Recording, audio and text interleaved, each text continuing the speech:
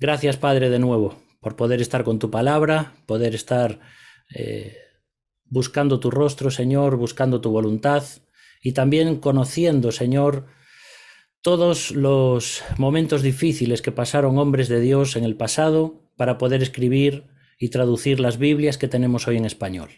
Gracias por estos hombres de Dios y mujeres que esforzaron, Señor, sus vidas y sus cuerpos, Señor, y muchos de ellos dieron también su vida para traducir tu palabra. Por eso en esta noche pedimos que tú nos hables a cada uno y que podamos terminar este ciclo de estudio sabiendo cómo se formó la Biblia y estando agradecidos, Señor, y adorando tu nombre. Por ello pedimos tu ayuda ahora en estos momentos, en el nombre de Jesús. Amén. Bien, vamos a compartir entonces la pantalla para entrar ya a lo que será el último estudio, el último PowerPoint. Bien.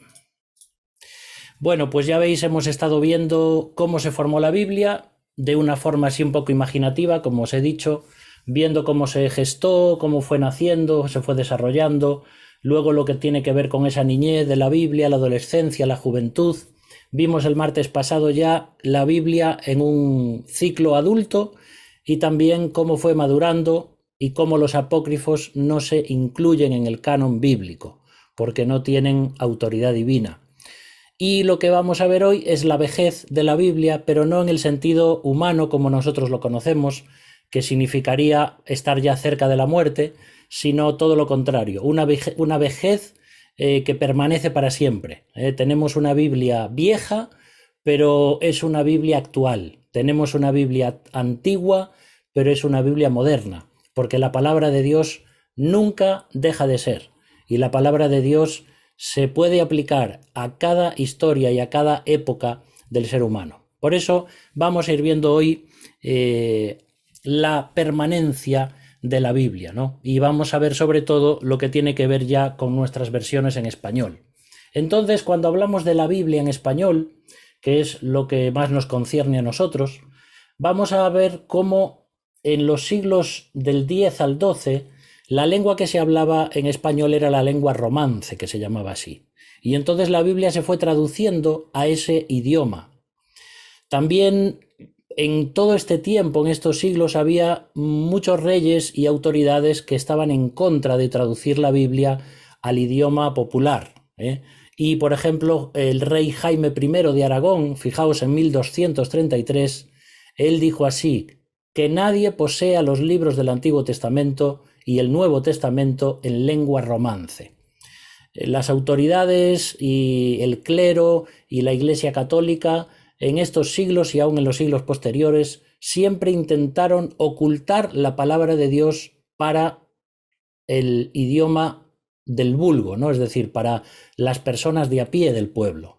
Siempre quisieron que la Biblia se siguiese leyendo en latín y como solo los sacerdotes podían leerla y entenderla, de esa forma lo que hacían era mantenerla separada del pueblo para que la gente no supiese nada más de Dios que lo que los sacerdotes católicos le decían.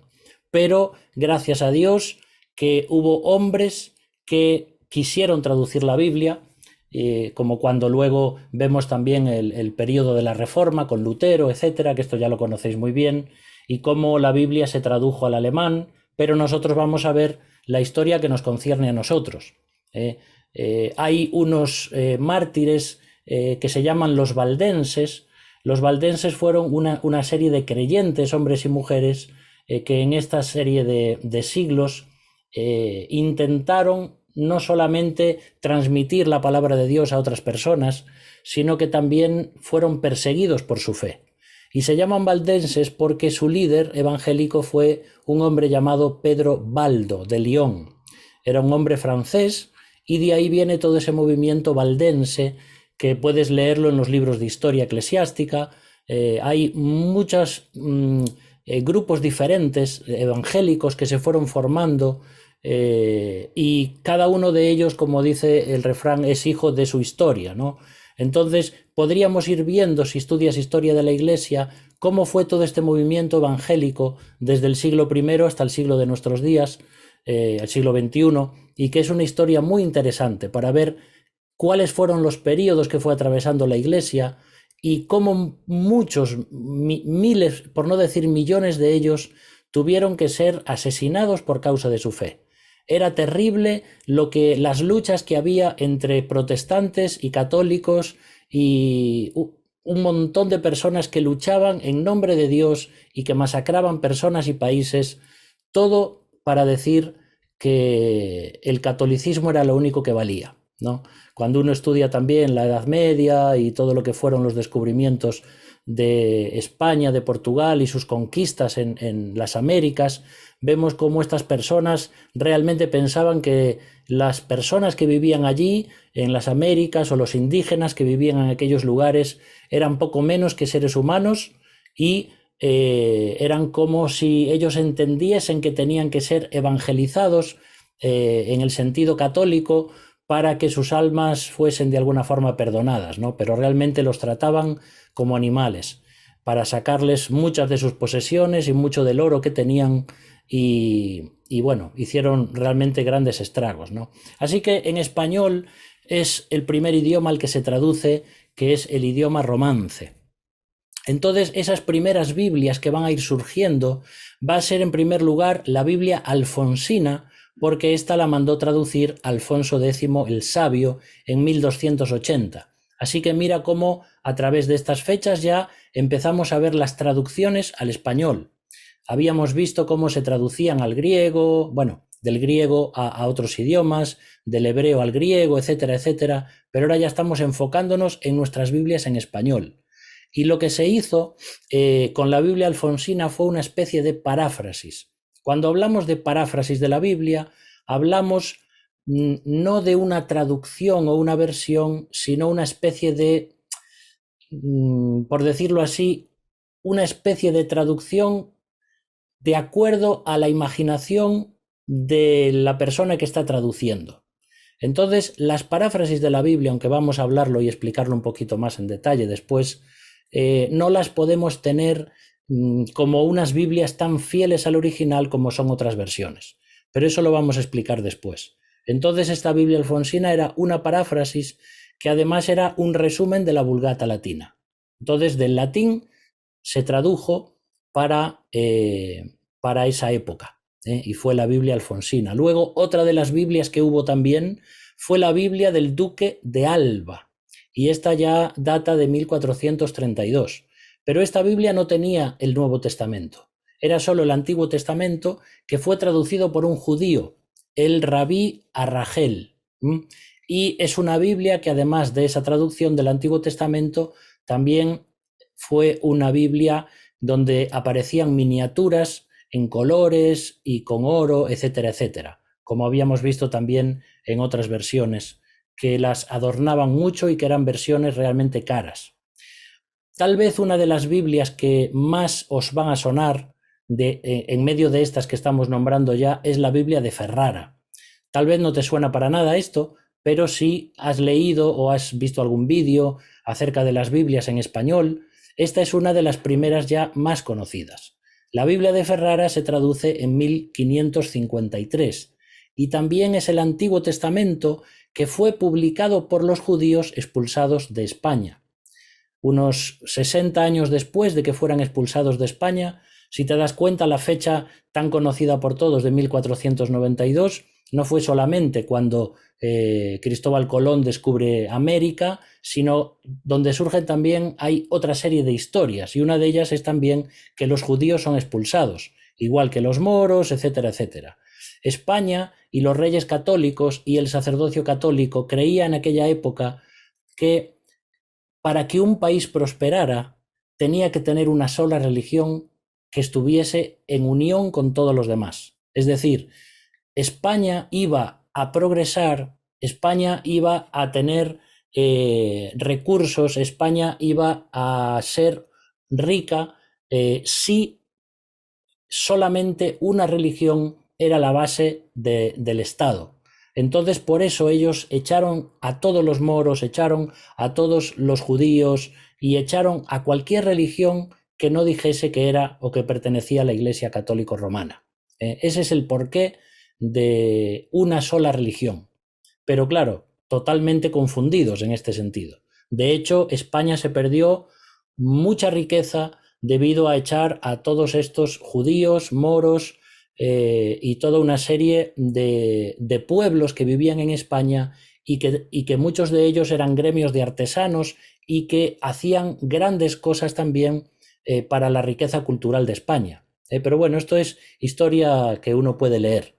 Entonces, una de las Biblias que usó Casiodoro de reina para traducir nuestra Biblia, esa primera Biblia que vamos a ver, la Biblia del Oso, pues fue justamente la Biblia de Ferrara. Él tenía 7 o 8 documentos manuscritos y una de las que va a usar pues es esta, la Biblia de Ferrara. Luego también otra de las versiones que nos encontramos es la versión de Viena, pero esta ya en 1816, y ahí también aparece el texto en columnas, una columna en español y otra columna en hebreo. Si hablamos de lo que son Nuevos Testamentos en español del siglo XVI, vamos a ver en primer lugar una traducción que no llegó a completarse, donde no aparecía el Nuevo Testamento completo, de Juan de Valdés, que tal vez es otro nombre que te suena. Luego también el Nuevo Testamento completo, el primero que se hizo, fue por la mano de Francisco de Encinas. Este también te tiene que sonar si has leído algo en cuanto a las primeras Biblias en español. Y este hombre, Francisco, usó el Nuevo Testamento de Erasmo. Recuerda que Erasmo había traducido también la Biblia del griego al latín y era una buena traducción. Entonces Encinas lo usa también para hacer su traducción al español. Y esta Biblia de Francisco de Encinas fue publicada en Amberes en 1543.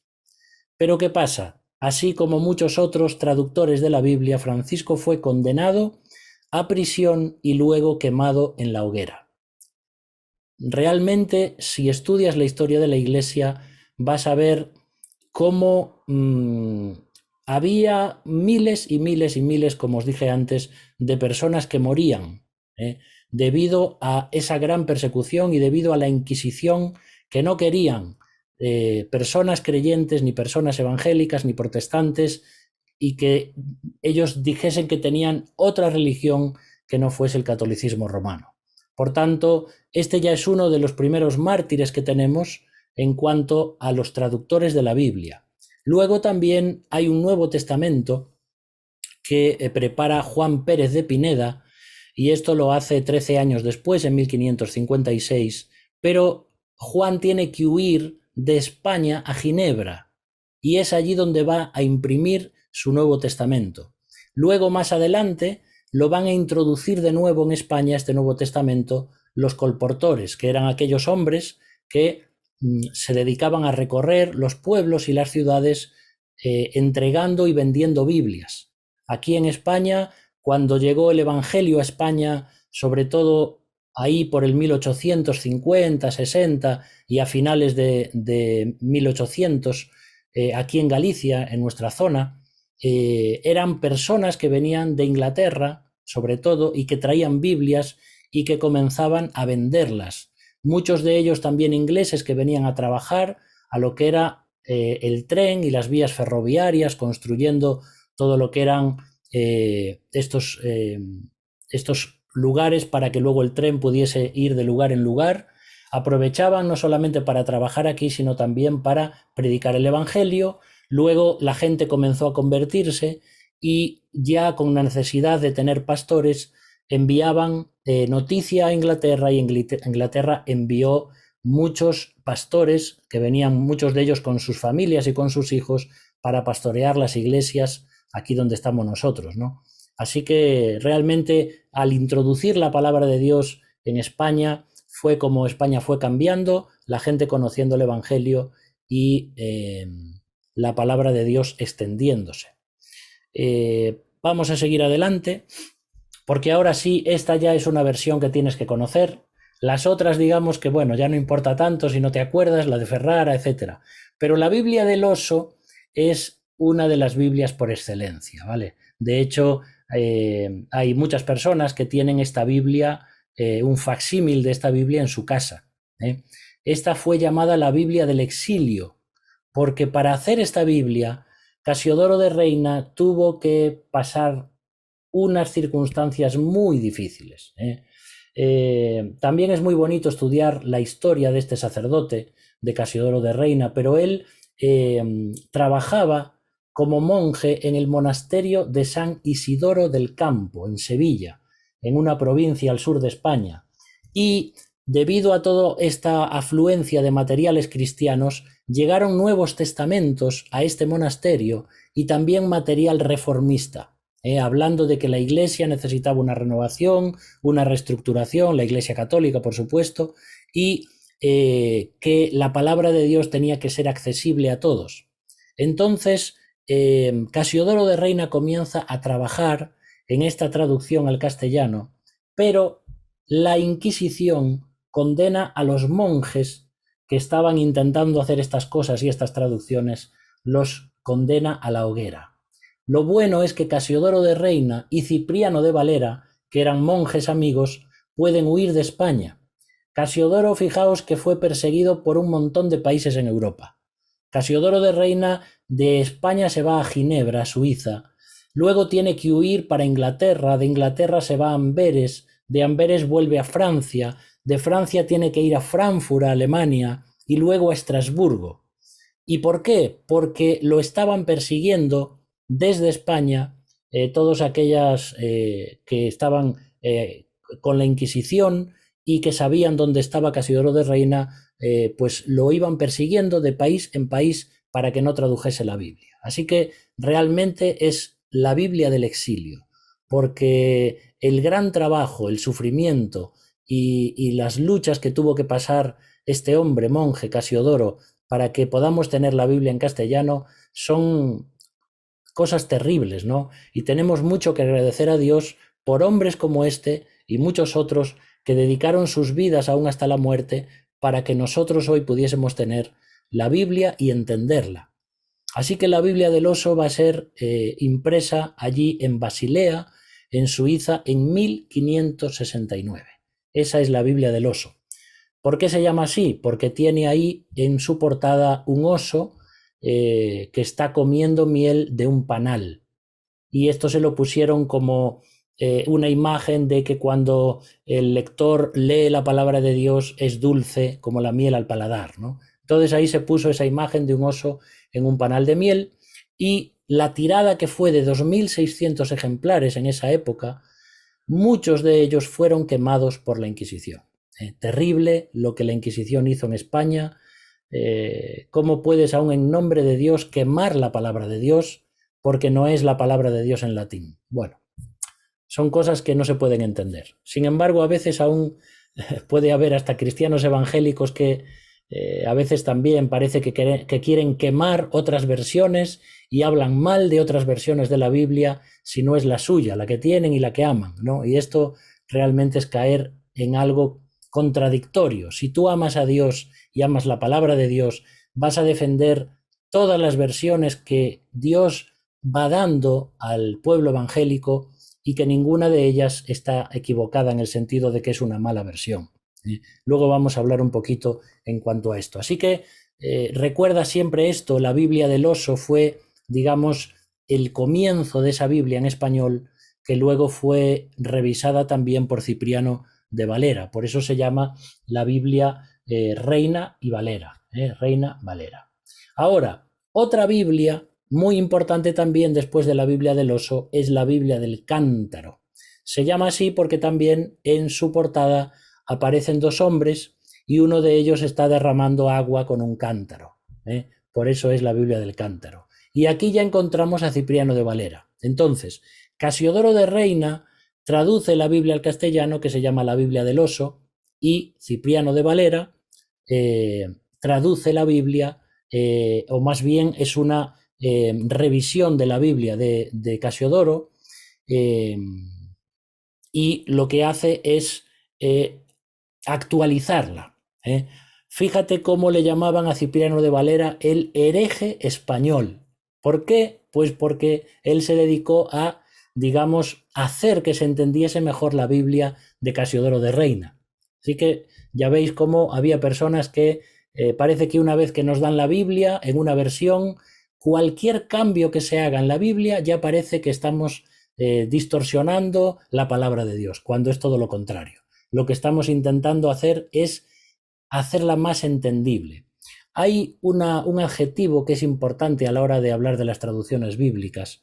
La palabra de Dios que nosotros tenemos no es una palabra, digamos, perfecta, porque no hay una traducción perfecta de la Biblia. Se habla de una traducción perfectible, ¿sí? Entonces, no hay ninguna traducción perfecta, pero sí las versiones nuestras son perfectibles, es decir, todavía se pueden perfeccionar más, pero nunca llegaremos a que sea perfecta como el original, como el autógrafo, como aquellos manuscritos originales que fueron los que los primeros escritores escribieron.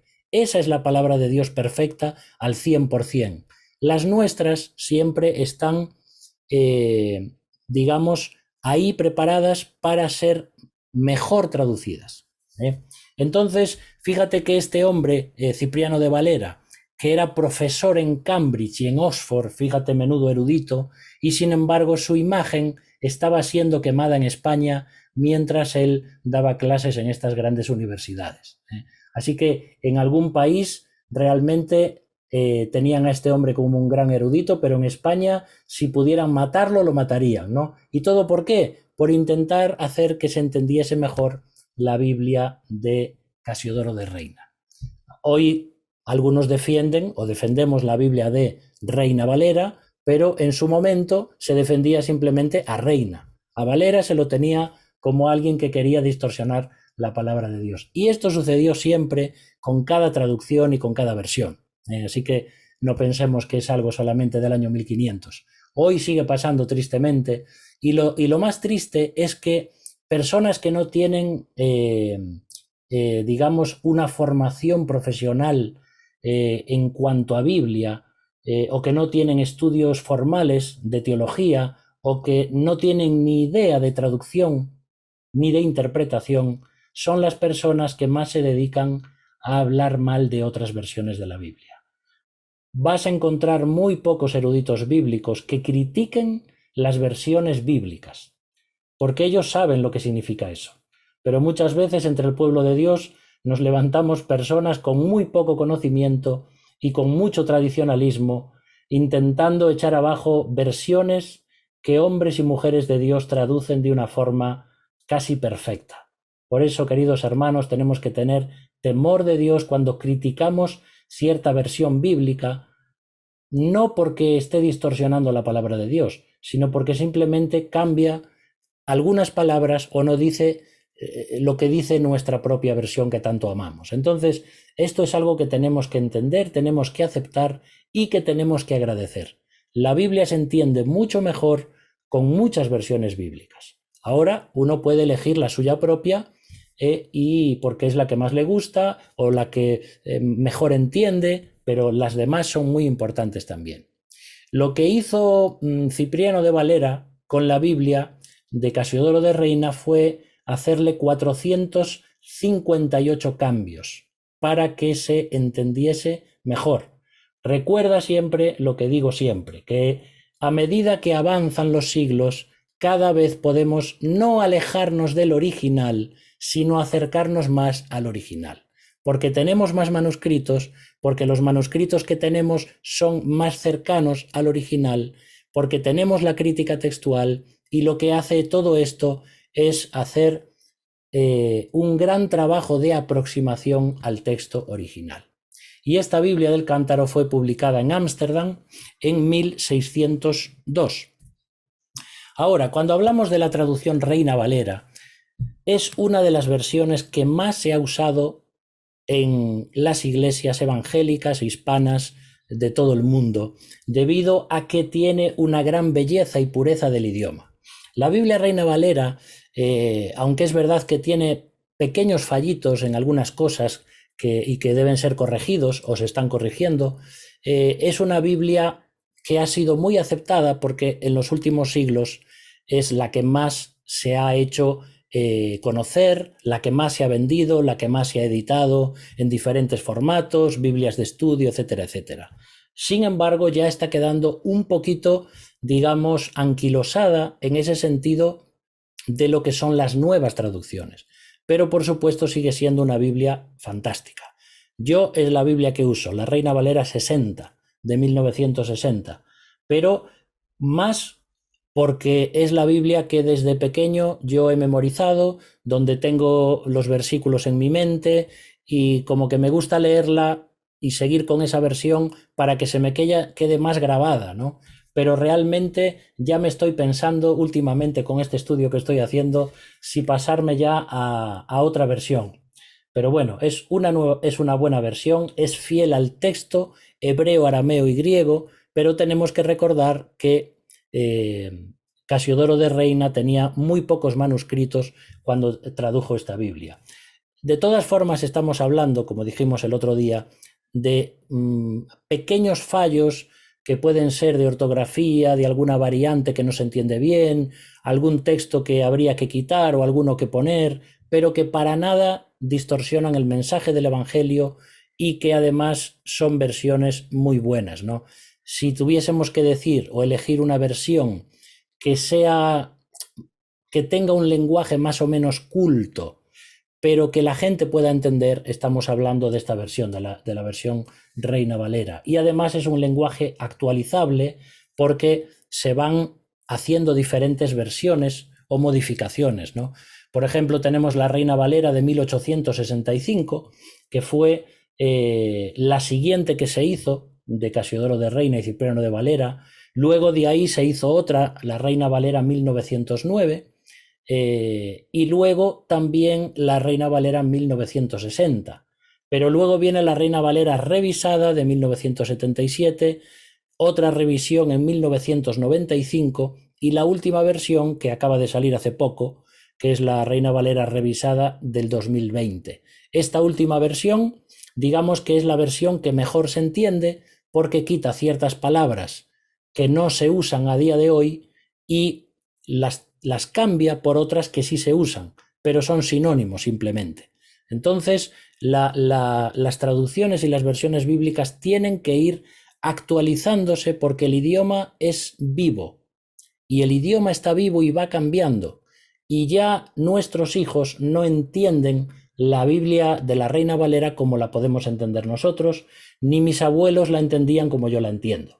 El lenguaje va cambiando y hay que actualizarlo. Eso no significa que estás añadiendo ni quitando de la palabra de Dios. Simplemente la estás haciendo más inteligible, es decir, que se entiende mejor. Y eso es lo que Dios siempre quiso cuando hizo la palabra de Dios y la dio y la inspiró y la sopló y la respiró, como dice el original, a los escritores originales. Ahora, si quieres ver algunas traducciones en español que se han hecho desde las lenguas originales, tenemos aquí una serie de ellas. Por ejemplo, la Reina Valera, que es la que estamos usando. También tenemos una Biblia que es una edición católica, pero que también es una gran traducción, ¿vale? Y es la Biblia de Cantera Iglesias.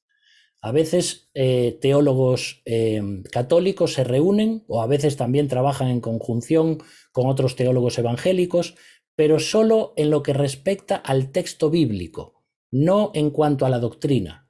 Y hacen realmente traducciones muy buenas, ¿vale? Esa de Cantera Iglesias es una traducción que tal vez no se conoce mucho, pero que es una buena versión. La Biblia Dios habla hoy también es una versión muy buena, aunque se hace de una forma más entendible, ¿vale? Con un lenguaje más actual. También la Biblia de las Américas ahora también tiene otra nueva versión que es la nueva Biblia de las Américas. Y esa también es una buena versión. La nueva versión internacional, que también la hay en castellano, en el castellano de ustedes, como hablan en países latinoamericanos, y también tenemos la versión peninsular aquí en España, que es el que usa tú y vosotros, que es el que usamos nosotros. Luego tenemos la Biblia textual, que ya está también en la 4ª edición, y también es una Biblia muy fiel al original. Y luego tenemos también otra Biblia católica, que es la Biblia de Jerusalén. Entonces, cuando quieres estudiar el texto bíblico lo más cercano posible a los originales, puedes usar cualquiera de estas versiones. Aunque, como vamos a ver ahora, unas de ellas están más enfocadas a la palabra original y otras están más enfocadas al sentido completo del versículo para entenderlo mejor. Pero todas ellas han sido traducidas desde las lenguas originales. Mira lo que dice aquí Alfredo Tepox, que es un biblista y traductor, me parece que es mexicano. Él dice: si es verdad que la Biblia es la palabra de Dios, ¿cuál de todas estas versiones es esa palabra? La respuesta puede parecer desconcertante. Todas en conjunto y ninguna de ellas en particular. Nadie puede decir: esta versión que yo tengo es la palabra de Dios de verdad, y las demás ya no son la palabra de Dios. Nadie puede decir eso, porque digamos, como estamos traduciendo la Biblia desde el hebreo, el arameo y el griego, y en la traducción se pierden matices y cosas y giros idiomáticos, etcétera, etcétera, que no se pueden traducir, la mejor forma es tener diferentes versiones que en conjunto nos van a dar la idea general de ese versículo. Entonces, por mucho que yo quiera aferrarme a una sola versión, voy a perder parte del significado original porque solo quiero leer esa Biblia. Entonces, yo siempre que preparo un estudio bíblico, preparo un mensaje, una predicación o lo que sea, siempre leo diferentes versiones, porque hay versículos, a lo mejor en la Reina Valera, que es la que uso yo, que no se entienden bien. Si vas a otra versión, entonces sí que lo comprendes mejor. Por eso no hay ninguna versión que se pueda decir que es la palabra de Dios perfecta, sino que todas son necesarias, ¿vale? También otro hombre llamado José Poe dice: cada versión aporta algo, pero ninguna es perfecta e inmune a la crítica o no sujeta a ser mejorada. De hecho, cuando hablamos, por ejemplo, de la Biblia textual, el equipo de las sociedades bíblicas unidas en Iberoamérica, que además aquellos que conocéis al finado Francisco Lacueva, él fue uno de los que comenzaron en el equipo con esa versión nueva de la Biblia textual. Y es una versión también muy buena que se acerca mucho a los originales. Entonces, toda versión necesita mejorarse y se puede mejorar. Y es por ello que hoy tenemos muchas herramientas para ello. Ahora, vamos a ver algunas clases o algunos tipos de traducciones. Hay un escritor también que habla en cuanto a esto, se llama Neil Lightfoot, y dice así: toda traducción es una interpretación y está sujeta a las preferencias exegéticas de una persona o un comité. No existe una traducción completamente pura. Esto es una utopía, ¿vale? Nos puede sonar a lo mejor fuerte estas cosas, pero realmente son así. Cuando una persona traduce, sea de un idioma al otro, sea cualquier texto o sea la Biblia, lo que está haciendo es interpretando. Y todo el trasfondo emocional, cultural, sus conocimientos técnicos, todo se mete en esa traducción. Entonces no hay una traducción que sea completamente objetiva y sin prejuicios. Por eso es tan importante entenderlo. Cuando alguien, o sobre todo un equipo de traductores, porque nunca te fíes de una traducción que esté hecha por una sola persona, ¿vale? Tiene que haber un comité, un trabajo en conjunto de diferentes lingüistas, de diferentes expertos, unos en hebreo, otros en arameo, otros en griego, que trabajan conjuntamente para ofrecernos la mejor versión posible. Pero piensa esto que nos dice Neil, que no hay traducciones perfectas. Ahora, hay dos clases de traducciones según el texto en que se basan. Si te acuerdas lo que veíamos el otro día, hablando del texto recibido y el texto crítico. Aquellas traducciones que usan el texto recibido están usando los manuscritos que había hasta el siglo XVII. ¿vale? Entonces decíamos que las traducciones que se hacen aquí, como puede ser la Reina Valera, no son tan actuales y tan parecidas al original. Sin embargo, las que usan el texto crítico, por ejemplo, el texto de Nestlé Aland que se llama, o otra serie de textos que hay, estos son los mejores manuscritos. Y estos son los que usa la crítica textual para acercarse lo más posible al original. Entonces vas a tener Biblias, por ejemplo, la Reina Valera, que viene del texto recibido. Pero vas a ver, por ejemplo, la Nueva Versión Internacional, que viene del texto crítico. Entonces, las dos son muy buenas versiones, pero los nuevos avances, y esto ya lo he dicho repetidas veces, nos acercan más al original. No creas que porque la Biblia cambió unas palabras o porque quitaron un versículo y pusieron otro o porque cambiaron la forma de decirlo, no creas que eso está adulterando la palabra de Dios, sino confía en ese equipo de personas que han estudiado y se han preparado para ello y que con el temor de Dios hacen estas traducciones para su gloria y para bendición de su pueblo y para que muchas personas más puedan conocer al Señor. Entonces, hay clases de traducciones y hay varias maneras de traducir. Hay una forma de traducir que es la equivalencia formal. Esto tiene que ver con las versiones más literales. Creo que en alguna clase te he puesto alguna traducción muy literal, por ejemplo, de un interlineal que realmente se entiende muy mal, pero es lo más cercano al original. Entonces, las versiones en equivalencia formal, por ejemplo, la Reina Valera, la Biblia de las Américas, la Biblia textual, se enfocan cuando traducen en intentar que las palabras sean lo más parecidas a los manuscritos, pero no se entiende tan bien el texto. La equivalencia dinámica, que es una Biblia más actual, con un lenguaje más actual, no se enfoca en ir palabra por palabra, sino que traduce el texto como un todo. Imagínate, por ejemplo, se me ocurre, Juan 3:16. Entonces va traduciendo la equivalencia formal, que es la más literalista, y entonces va viendo desde el original porque, aquí aparece un porque, bien, de tal manera, entonces va viendo palabra por palabra y lo intenta poner exactamente como está en el original, pero en el idioma español. Pero lo que hace la equivalencia dinámica no es ir palabra por palabra, sino que dice, porque de tal manera amó Dios al mundo. Entonces dice, ¿cómo lo puedo expresar mejor? Dios nos ha amado de tal forma, ¿sí? No le interesan las palabras literales, sino que le interesa el sentido del texto.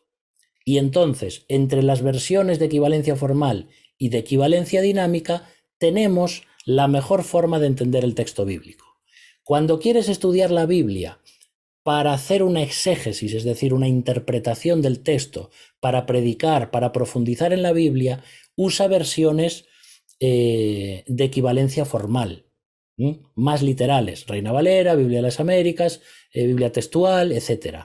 ¿Que quieres la Biblia, por ejemplo, para una persona más joven, para personas nuevas en la fe, para hablar en un devocional o para predicar el Evangelio? Usa versiones de equivalencia dinámica que se entienden mejor y que no son para hacer una gran profundidad de la doctrina teológica. No es necesario para eso que vas a hacer.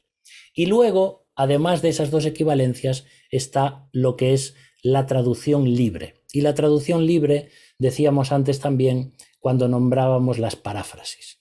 Entonces, hay paráfrasis como, por ejemplo, la tan conocida La Biblia al día, que lo que hace el traductor ahí, pues es tomar todo el texto de la palabra de Dios e intentar traducirlo con sus palabras, pero ya no tiene en cuenta los manuscritos, sino las ideas que le parecen mejor para explicarlo de una forma más actual. ¿Sí? Por eso vas a encontrar versículos en la Biblia al día que casi no se parecen con los que se muestran en las demás Biblias.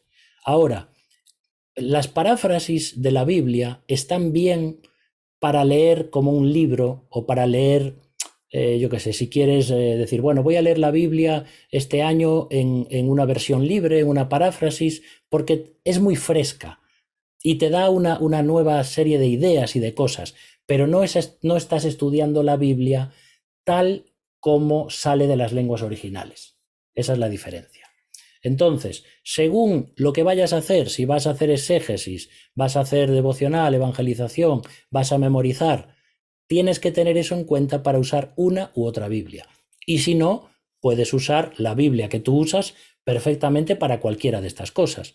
Yo no cambio de Biblia si predico a los jóvenes o si predico en la iglesia o si predico el Evangelio. Uso siempre la Reina Valera 60, pero lo que hago es entenderla bien con otras versiones y con otras traducciones cuando la estudio para intentar tener toda la riqueza posible del texto. ¿Sí? Menudo rollo, ¿no? Que espero que podamos estar entendiendo bien esto.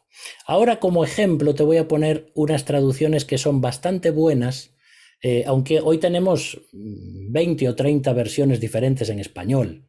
Entonces tienes muchas para elegir. Algunas son muy parecidas, pero bueno, algunas de las que te pongo como consejo que puedes usar, una de las mejores que tienes ahora de la Reina Valera podría ser la Reina Valera actualizada.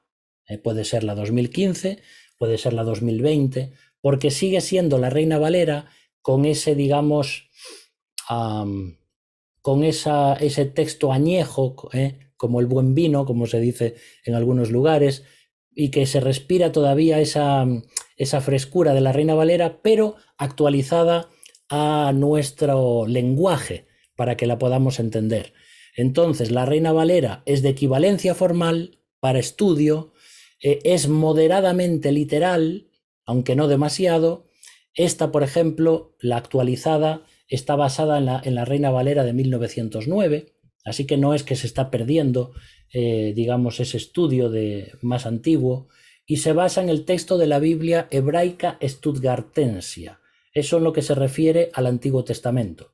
En el Nuevo Testamento se usan los mejores textos griegos descubiertos, ¿vale? Y también el texto funciona a modo de párrafos, no tiene en cuenta tanto el tema de capítulo-versículo, sino más en párrafo, para que se pueda entender mejor. Entonces, esta es una buena versión para estudiar, la Reina Valera actualizada. Otra que ya pertenece al ámbito católico, aunque aquí ya a veces hay personas que simplemente por el hecho de ser católico pues ya la rechazan, sin embargo nos estamos perdiendo joyas de traducción, como por ejemplo esta que es la Biblia del Peregrino, de Luis Alonso Schockel, y que realmente es una joya de traducción.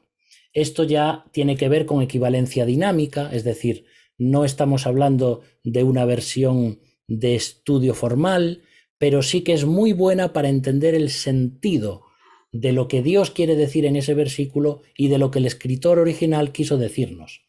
¿Vale? Y también lo que tiene esta Biblia es que es una Biblia bastante técnica porque incluye ayudas de estudio y comentarios también. Es decir, por mucho que estudies la Biblia, vas a necesitar diccionarios bíblicos, vas a necesitar mapas, vas a necesitar comentarios bíblicos, vas a necesitar contexto cultural de la Biblia, historia de los pueblos de la Biblia, muchísimas herramientas para entender mejor el texto de la palabra de Dios. Así que si estamos usando a veces hasta libros que ni siquiera son cristianos para entender, por ejemplo, mejor, imagínate, el reino de los hititas o por quiénes eran los hititas, a qué se dedicaban, qué tienen que ver con las invasiones, con el pueblo de Israel, pues a veces vas a ver libros seculares y que son muy buenos porque se enfocan simplemente en la historia de los hititas, ¿sí? Y de la misma forma vas a estudiar muchos libros y muchos recursos que no son necesariamente bíblicos, pero que te van a ayudar para entender mejor la Biblia. Porque la Biblia se escribió en un determinado momento de la historia y estaba rodeada de una serie de cosas culturales. Por eso se escribe la Biblia así, por eso se usan esas expresiones y por eso hay ciertas palabras que hoy en día ni siquiera entendemos porque se ha perdido el sentido de aquella palabra que se usaba en aquel momento. Otra buena versión es la Nueva Versión Internacional. Hay por ahí muchos que la critican porque no sé qué, porque no sé cuánto. Yo ya te digo, cuanto más estudio la Biblia y cuanto más leo, más me doy cuenta de que hay que defender cada versión bíblica. Unas son mejores, otras no lo son tanto, unas parece que tienen una riqueza especial de cómo te hablan, otras, pero cada uno tiene que elegir una versión y también aprender a usar todas las demás, porque ahí es donde se encuentra realmente toda la grandiosidad y la profundidad de la palabra de Dios. Una sola versión no puede transmitir todo lo que Dios quiso transmitir a través del original. Esta versión es de equivalencia dinámica también. Tiene como lema esta versión que quiere claridad, fidelidad, dignidad y elegancia en el texto. Entonces, eso es el porqué de la Nueva Versión Internacional. Y está basada en el texto masorético del Antiguo Testamento y en los mejores manuscritos griegos. Y otra versión más, que es una Biblia que parece una paráfrasis, pero no es una paráfrasis, y yo la uso mucho también al estudiar la Biblia porque me hace entender mejor el versículo. Y es la traducción en lenguaje actual, TLA. Y es también como la Biblia en lenguaje sencillo. Entonces, esto es de equivalencia muy dinámica, que parece que el versículo cobra vida, tiene otra forma de expresarse, y es una versión que se usa mucho para los más jóvenes, o aún a veces hasta para los niños.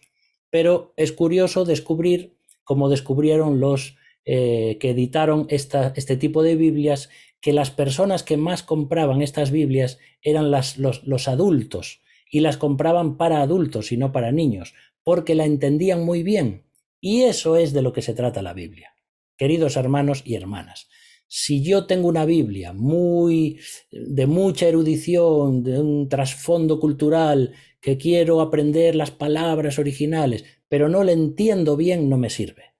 La Biblia lo que tiene que ser es entendible, que se pueda comprender. Entonces puedes, por un lado, estudiar la Biblia palabra por palabra, en equivalencia formal, y luego usar estas Biblias que son geniales para entender la Biblia, y que de hecho puede entenderla hasta un niño, cualquier versículo que aparezca en la Biblia. Es el mensaje de la palabra de Dios escrito de la manera más sencilla posible, pero sin perder ese original. ¿Sí? Bien. Te voy a poner aquí simplemente unos ejemplos. He escogido un versículo así, al azar, para que veas las diferentes versiones, ¿no? Aunque esto hoy lo puedes ver en cualquier lugar, en internet, o puedes tener un programa de estudio bíblico, lo que sea, y puedes ver las diferentes versiones, cómo cambian en un mismo versículo. Por ejemplo, en la Reina Valera actualizada, de la que estamos hablando, que es de equivalencia formal, Hebreos 2.9 dice: sin embargo, vemos a Jesús, quien por poco tiempo fue hecho menor que los ángeles, coronado de gloria y honra por el padecimiento de la muerte, para que por la gracia de Dios gustase la muerte por todos. Si vas, por ejemplo, a la Biblia del Peregrino, que es esa versión católica, de Schockel, dice: vemos en cambio a Jesús, que por la pasión y muerte fue algo inferior a los ángeles, coronado de gloria y honor. Así, por la gracia de Dios, padeció la muerte por todos. Si vas a la Nueva Versión Internacional, que ya es de equivalencia dinámica, no va a estar tan enfocada en las palabras del original, sino que va a intentar decirlo con palabras que se entienden mejor. Y dice: sin embargo, vemos a Jesús, que fue hecho un poco inferior a los ángeles, coronado de gloria y honra por haber padecido la muerte. Así, por la gracia de Dios, la muerte que él sufrió resulta en beneficio de todos. Y luego, aún más dinámica la equivalencia en la traducción en lenguaje actual. Fíjate cómo lo puedes leer para un niño. Dice: pero Dios nos ama y envió a Jesús a morir para salvarnos. Por eso, aunque Dios permitió que por algún tiempo Jesús fuera menos importante que los ángeles, ahora Jesús ha recibido gloria y honor. Entonces, digamos aquí que algunos pueden criticar estas versiones dinámicas porque, claro, dice, vemos a Jesús hecho menor que los ángeles, y entonces, claro, cuando vemos que cambian tanto las palabras, pensamos que, ¿dónde está la palabra de Dios? Bueno, la palabra de Dios es la misma, solo que explicada o traducida o mostrada de forma diferente. Entonces, tenemos que entender cómo podemos explicar esto. La Biblia no es para nosotros hoy un texto inamovible. Es difícil de decir esto sin cometer una herejía. No es un texto inamovible que tiene que usar siempre las mismas palabras, sino que se va adecuando al idioma, al contexto de las personas que la leen o que la escuchan. Entonces, la palabra de Dios sigue siendo la misma. Fíjate el poder que hay en la palabra de Dios y cómo Dios hizo la palabra de Dios, que aun a pesar de que no tenemos los originales, que las traducciones que tenemos son copias de copias de copias, sigue siendo palabra de Dios, hermanos. Sigue siendo el Espíritu de Dios que impregna esas letras y esas palabras y las sigue usando para transformar los corazones. Entonces, esto es el milagro de la palabra de Dios.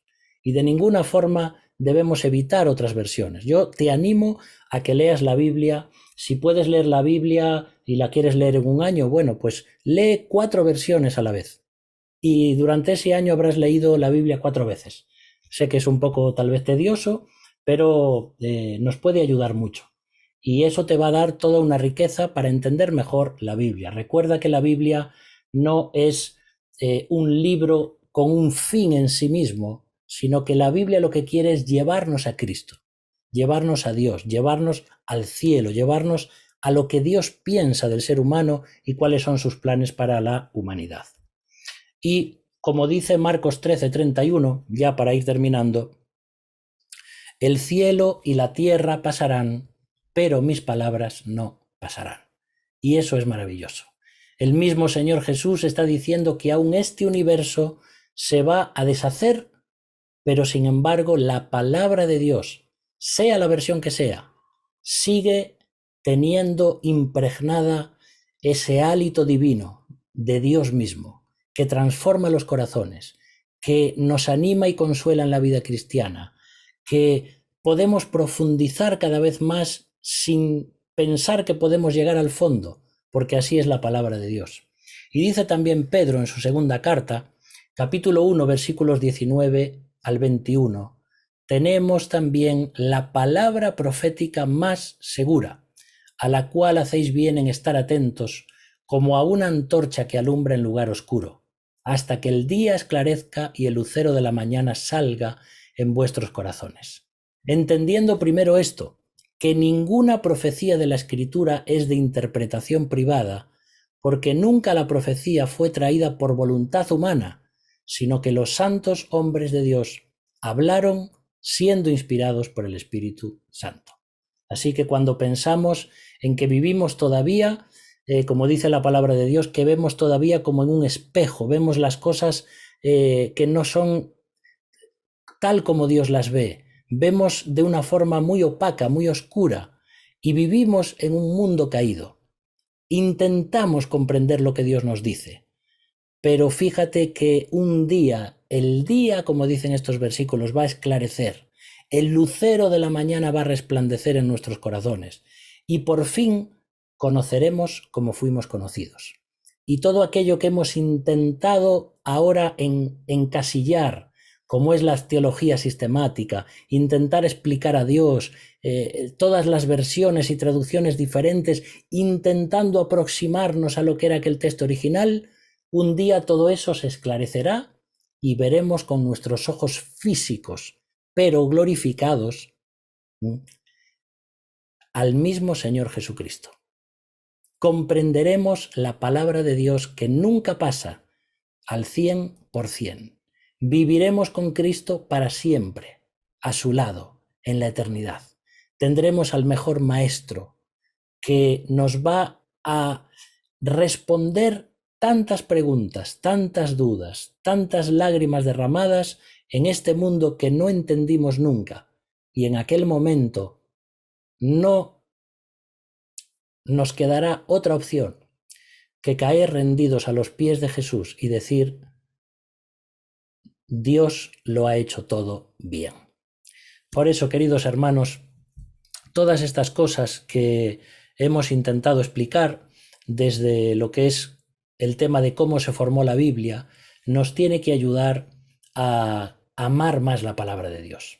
No amar más una versión o una traducción, sino amar más la palabra de Dios, que es santa y perfecta. Esa palabra que un día ha tocado tu corazón y te ha hecho salvo, te ha hecho salva.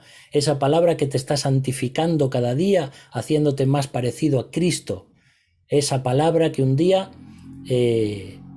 por fin, cuando estemos en la presencia de Dios, comprenderemos en toda su dimensión.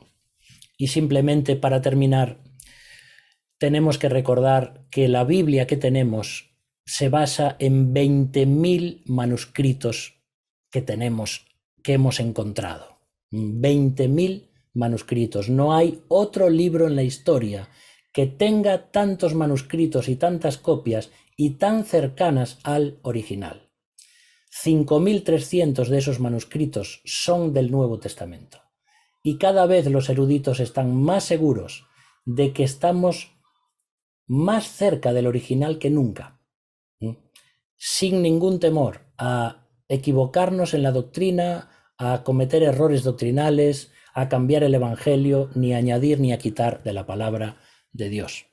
Y hay aquí un escritor bíblico llamado Frederick Kenyon que dice: el número de manuscritos del Nuevo Testamento, de traducciones tempranas de él y de citas de él en los más antiguos escritores de la Iglesia es tan grande que prácticamente es seguro que la verdadera lectura de cada pasaje dudoso está preservada en una u otra de estas autoridades antiguas. Esto no puede decirse de otro libro antiguo en el mundo. Dios se ha encargado, queridos hermanos, de que tengamos su palabra. Y esto es lo que nos tiene que hacer y lo que nos tiene que llevar a adorarle, a agradecerle y sobre todo a vivir la Biblia. Porque no es un libro solamente para leer y para memorizar y para enseñar. Es un libro para vivir, así como hizo el Señor Jesucristo. Cuando dice el Evangelio, estas cosas comenzó Jesús a hacer y a enseñar. Jesús primero vivía la Biblia y luego la enseñaba. Y esto tiene que ser algo también que nosotros tengamos como lema. No predicar nada que no viva, sino vivir la palabra de Dios para luego poder enseñarla con autoridad y con integridad. Entonces aquí vamos a dejar el estudio de la palabra de Dios. Terminamos así lo que es cómo se formó la Biblia. Y bueno, no os he dicho nada de los diplomas. Si alguno quiere, aunque ha sido un curso pequeño, pero queréis un diploma de nuevo donde figure vuestro nombre de que habéis tenido un curso de cómo se formó la Biblia, ya sabéis que esto es simplemente algo simbólico. No penséis que os va a dar acceso a la universidad ni esas cosas, pero es algo bonito pues decir, pues mira, he dedicado un tiempo de mi vida a estudiar la Biblia y puedes ir coleccionando diplomas. Si alguno quiere el diploma, de nuevo, nos enviáis vuestro nombre completo con las tildes o tal como aparezcan, así es como va a ir. Y os lo enviaremos de nuevo como hemos hecho cuando terminamos nuestro estudio anterior. ¿De acuerdo? Y cualquier duda que tengáis que os haya quedado de este tema de la Biblia o de las versiones o algún tema que queráis comenzar para el nuevo ciclo, pues con toda libertad estamos aquí también para serviros y juntos aprender de la palabra de Dios. Vamos entonces a orar y terminamos. Gracias, Padre, gracias por tu palabra, gracias porque esto es un milagro, Señor, lo que tenemos en nuestras manos, porque no podemos ser lo suficientemente agradecidos por este libro, Señor. Cuántas personas se burlan de él sin conocerlo, pero cuanto más lo estudiamos, Señor, la profecía, los poemas, la historia, los evangelios, el Apocalipsis, todas las cosas que tú has escrito aquí, Señor, estos 66 libros, Señor, es el tesoro más valioso que tenemos. En un papel, en un ordenador, en una computadora, en una tableta, en el móvil, en el celular. En cualquier forma, Señor, tu palabra sigue viva, sin importar el formato en el que lo tengamos. Y es por eso, Señor, que te alabamos y te adoramos. Y te damos gracias por esta revelación que nos has dado.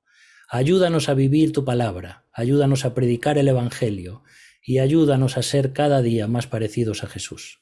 Bendice a cada uno de mis hermanos y hermanas, a sus familias, y que en este tiempo de verano también, dedicados a otros ministerios y a campamentos y a trabajar con jóvenes, con niños o con todo aquello que tú tengas preparado para nosotros, que podamos volver en el nuevo ciclo, en septiembre, gozosos de haber ganado almas y personas para ti, Señor. Por eso, guíanos a cada uno y sigue cuidándonos en cada circunstancia. Oramos en el nombre de Cristo Jesús. Amén.